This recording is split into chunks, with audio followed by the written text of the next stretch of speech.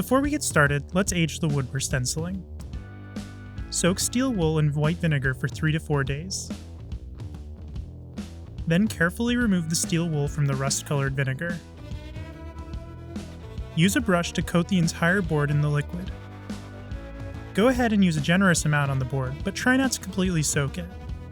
You can save the liquid for future projects. The board will dry overnight with a nice weathered look. Gather your supplies and get ready to stencil. Start by evenly coating the back of the stencil with Stencilease repositionable spray adhesive. Hold the can 9 to 12 inches away as you apply the spray in a well-ventilated area. Let the spray dry and become tacky for 30 seconds before pressing to your project's surface. Then mask the stencil edges with painter's tape.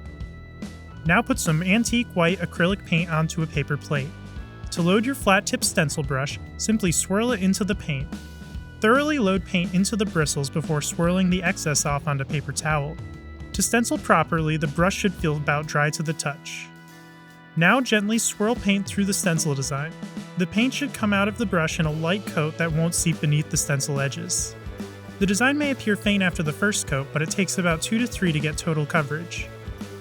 Work your way through the design with the first coat. The paint in the stencil brush will take you further than you expect. As you stencil, be sure to swirl paint up onto the edges of the design. And be careful not to stencil beneath the design edges.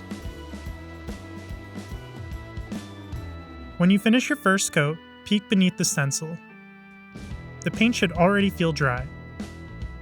Load your stencil brush just as before and get started on the next coat. After 2 to 3 coats, this is where you should be.